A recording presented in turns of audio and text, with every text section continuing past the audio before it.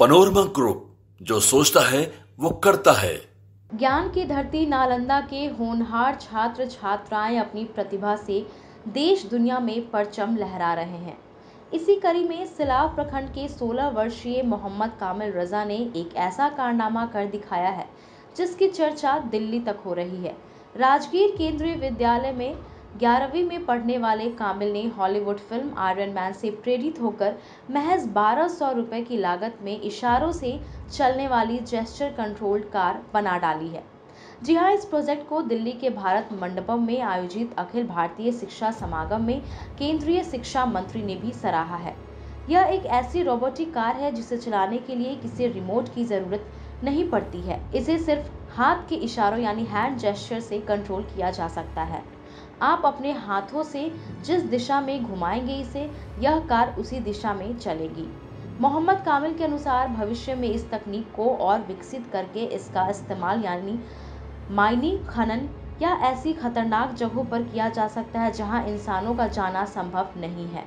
आगे आपको बता दें कि इसमें एक रोबोटिक आर्म हाथ लगाकर इसे और भी उपयोगी बनाया जा सकता है। यह कार हाथ के इशारों को समझकर काम करती है। इसे चलाने के लिए हाथों में एक सेंसर वाला डिवाइस जैसे ग्लव्स पहना जाता है।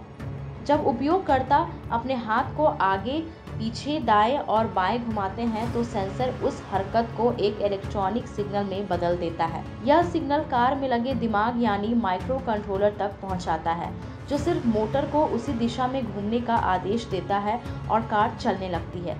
इसके लिए ESP32 माइक्रो कंट्रोल यह कार का दिमाग है, जो हाथ से मिले इशारों सिग्नल को प्रोसेस करता है और मोटर को आदेश देता है। मोटर ड्राइवर यह माइक्रो कंट्रोलर और मोटर के बीच एक पुल का काम करता है। यह दिमाग से मिले आदेश को मोटर की भाषा में बदलकर उस तक पहुंचाता है।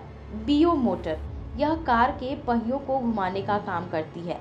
लिथियम आयन बैटरी, जी हाँ, इससे पूरी कार और उसके सिस्टम को बिजली यानी पावर मिलती है। चलने का पूरा प्रोसेस आपको बता दें। पहला स्टेप क्या है? उपयोगकर्ता हाथ के इशारे से कार को निर्देश देता है। स्टेप 2, हाथ पर लगा सेंसर उसे इशारों को पढ़कर सिग्नल बनाता है और उसे कार के ESP32 माइक्रो कंट्रोलर दिमाग को भेजता है। स्टेप 3, माइक्रो कंट्रोलर यह तय करता है कि कार को किस दिशा में और कितनी तेजी से चलाना है।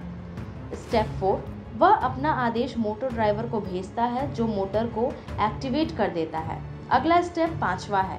मोटर पहियों को घुमाती है और कार हाथ के इशारों के अनुसार चलने लगती है।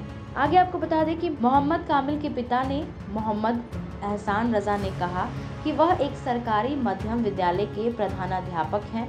कहते हैं, मुझे उम्मीद नहीं था कि मेरा बेटा ऐसा कुछ बन सकता है। हम उस पर बहुत गर्व करते हैं।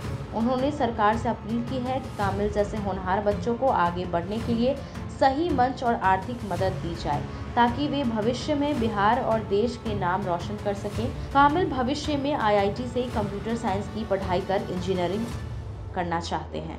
बस ऐसे ही तमाम खबरों के लिए जुड़े रहें न्यूज़ हाट के साथ। दीजिएगा इजाज़त। धन्यवाद।